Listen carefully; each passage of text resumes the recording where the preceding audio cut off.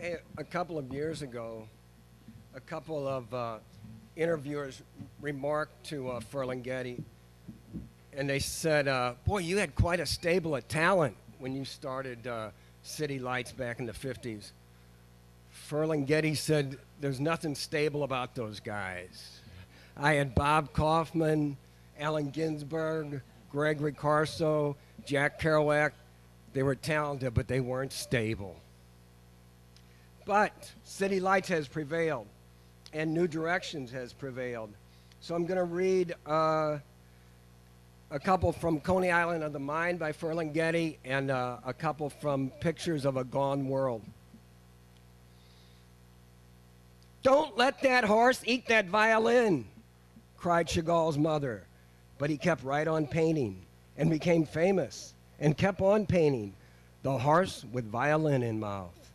And when he finally finished it, he jumped up upon the horse and rode away, waving the violin, and then with a low bow gave it to the first naked nude he ran across. And there were no strings attached.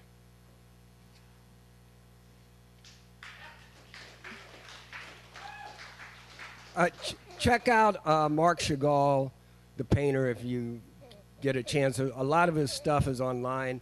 He lived 97 years, and he was born around the turn of the 20th century and a big influence on Ferlinghetti.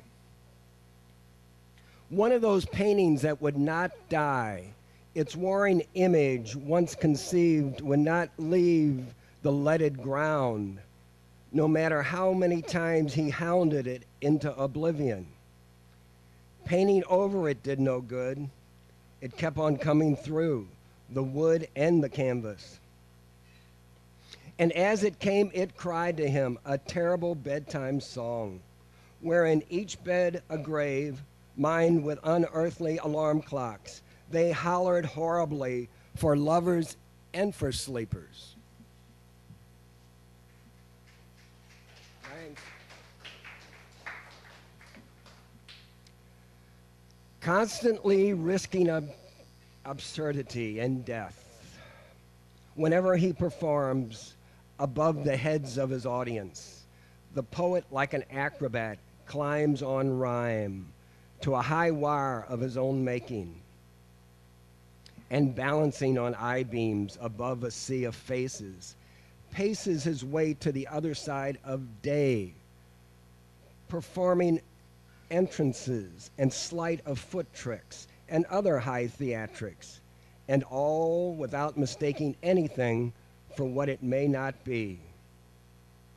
For the poet is the super realist who must perform and perceive taught truth before the taking of each stance or step in a supposed advance towards that still higher perch, where beauty stands and waits with gravity to start her death-defying leap. And he, the poet, a little Charlie Chaplin man who may or may not catch her fair eternal form spread eagle in the empty air of existence.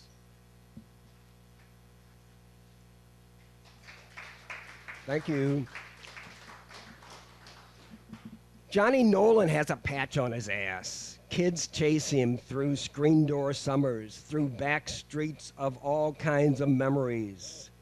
Somewhere a man laments upon a violin. A doorstep baby cries and cries again, like a ball bouncing down the steps, which helps the afternoon arise again to a moment of remembered hysteria. Johnny Nolan has a patch on his ass. The kids all chase him. That's Ferlinghetti growing up in Brooklyn in the 1920s.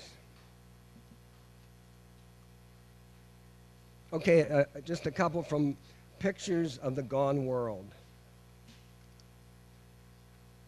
Truth is not the secret of a few, yet you would maybe think so. The way some librarians and cultural ambassadors, and especially museum directors, act. You'd think they had a corner on truth. The way they walk around shaking their high heads and looking as if they never went to the bathroom or anything. But I wouldn't blame them if I were you. They say the spiritual is best conceived in abstract terms. And then, too, walking around in museums always makes me want to sit down. I always feel constipated in those high altitudes.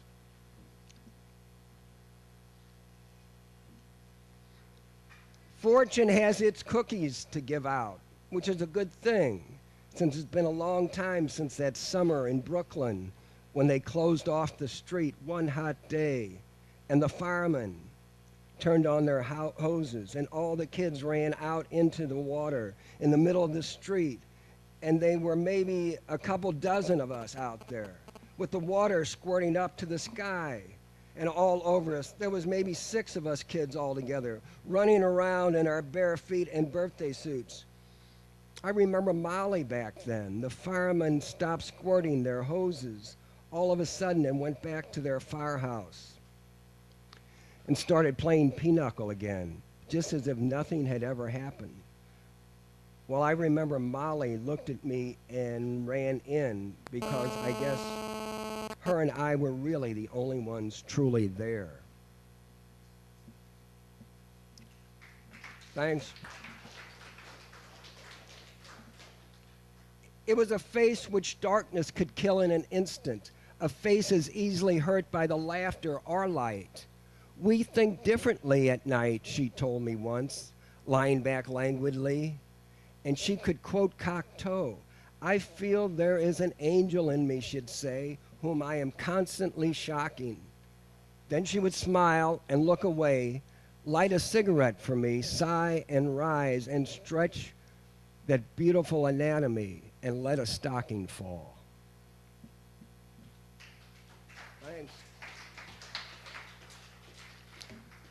Okay, one more picture from a gone world by Ferlinghetti. The world is a beautiful place to be born into if you don't mind happiness not always being so very much fun. If you don't mind a touch of hell now and then, just when everything is fine, because even in heaven they don't sing all the time. The world is a beautiful place to be born into if you don't mind some people dying all the time, or maybe only starving some of the time, which isn't half bad if it isn't you.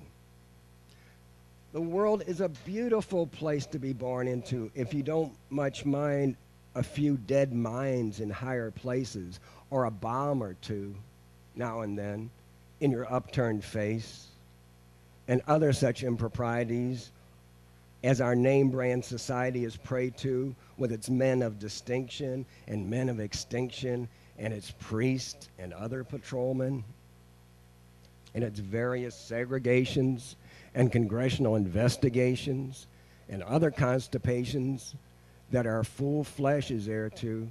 Yes, the world is the best place of all for a lot of such things as making the fun scene, making the love scene, making the sad scene, and singing low songs and having inspirations and aspirations, and walking around looking at everything and smelling flowers and goosing statues, and even thinking and kissing people and making babies and wearing pants and waving hats and dancing and going swimming in rivers on picnics in the middle of summer and just generally living it up.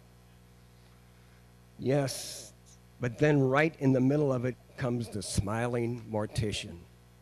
Thank you.